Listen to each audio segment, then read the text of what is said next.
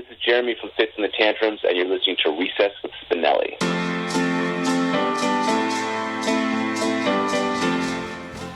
You are listening to Recess with Spinelli of WSPN, Saratoga, New York, and HOXTON FM, London, England.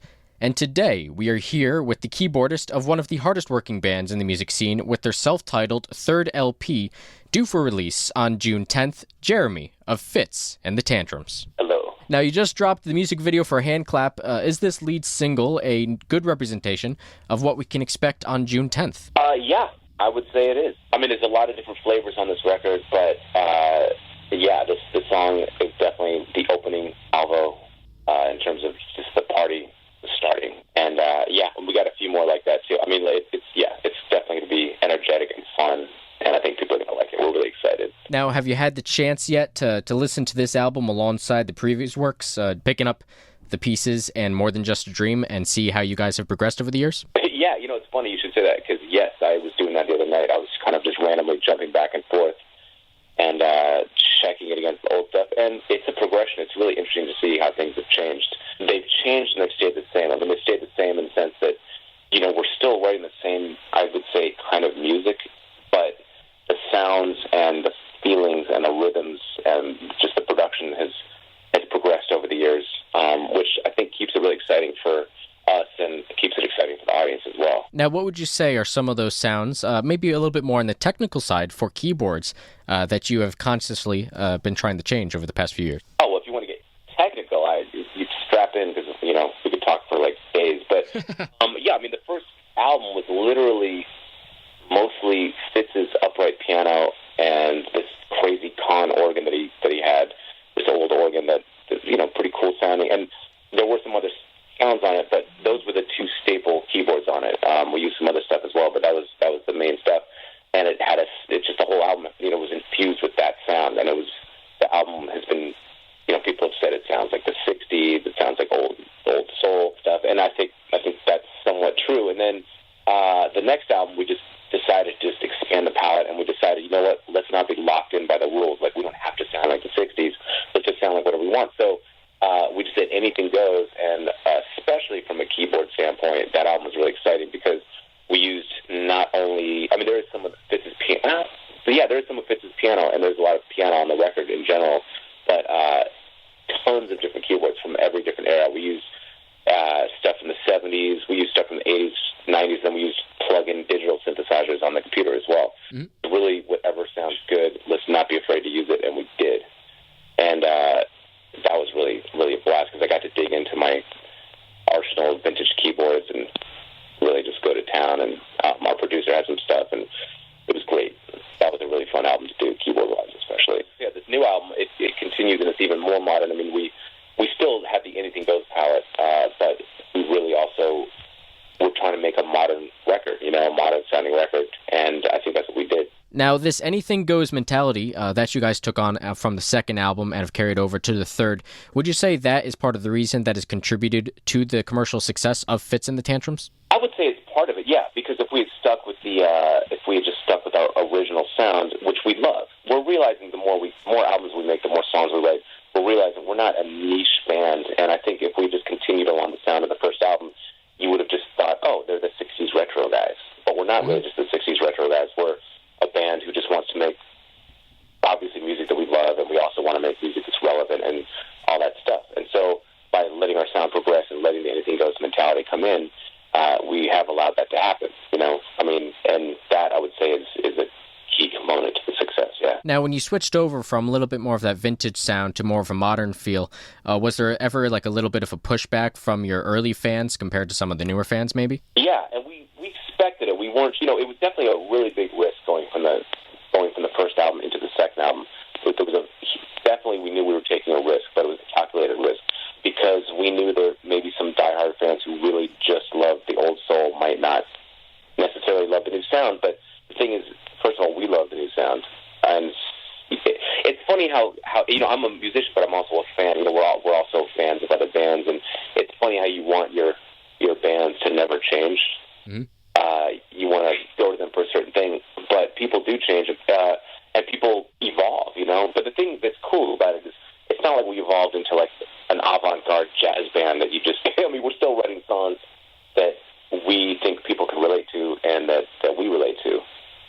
And, you know, so it's not like these are songs that are so crazy challenging because they're in a completely different genre. There's still songs to listen to, songs to dance to, songs to just get into. So, I mean, it's not like it's a radical change, but it is true that it's not the old 60s sound that we used to have. But, you know, I'm happy about that.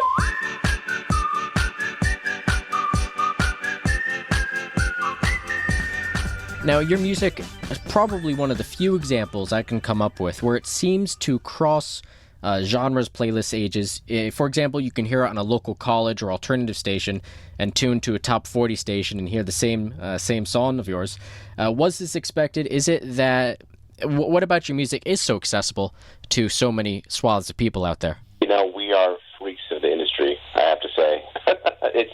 It's a crazy phenomenon. I can't think offhand of any other bands that are in this position. And I feel like we're really lucky. And it's crazy. I'm the first to say, like, it's a completely unique situation. And I think we're in uncharted territory with this band, which I like. We're definitely not following any conventional roadmap, and that's pretty exciting. When you're outside the music world, how often do you hear your own music? And are you aware of it, or does it kind of become part of the background noise at this point for you? No, you know, it's funny. You get used to it on a certain level. I mean, the first time I heard my music on the radio, well, it was back in like probably 1999, but still, you know, when the first time you hear your stuff on the radio, you freak out, and it's like that scene in that movie, That Thing You Do, where everyone's like, just screaming and just like hugging each other, and it's crazy. And you don't quite have that same reaction, but no matter how cool anybody acts when their song comes on the radio, you're excited. It doesn't matter. I mean, we might act like nonchalant about it, but it's always exciting. And usually it happens like, the other day I was walking at the Grove in LA, and I was walking outside, and this DJ started blasting hand claps. Mm-hmm. And it's kind of funny. You want to turn to somebody and say, hey, that's my band, but of course you have to play it cool. But you're going, oh, hey, they're playing the song right now. So to me, it never gets old, even if I try to act cool. Well, in a very simplistic way, what would you say is the most exciting aspect of being in FITZ the Tantrums when it comes to, you know, hearing music somewhere or interacting with an audience or whatever it is, really? To me, the most exciting thing about being in this band is when we get on stage.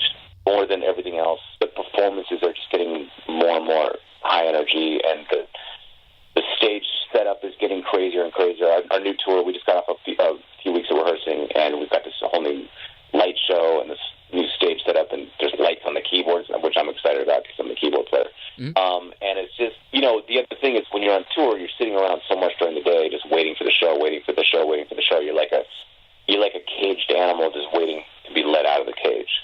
So when you finally get on stage and it's time and you get on stage, you really just have this pent-up, crazy, explosive energy, and you just release it, and it's awesome. Now, do you find after a tour, though, you've released so much energy that you have to recharge your batteries?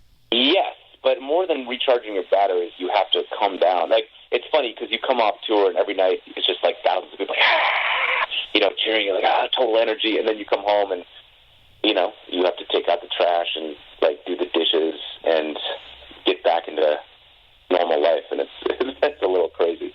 But it's great. I mean, it's always great to come home, don't get me wrong, but there's definitely there's an acclimation process. But it's good, too. You know, you have to do that. It's just that it's a different mode. Home mode and tour mode are such different things that they clash.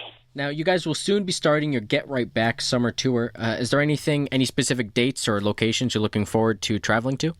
You know, I am looking forward to the whole thing because, you know, sometimes you look forward to there's like tentpole dates, like in New York, we're doing Terminal 5 and stuff like that, and that's always great. And then sometimes you're playing towns that you're not as familiar with, but I love those too because you almost feel more uninhibited on stage when you're performing. Like if you play in LA and New York and places where you know people, it's great, but you're a little more self-conscious. And when you play places where you don't know people, you can really let it hang out, and it's great. So in different ways, every city has its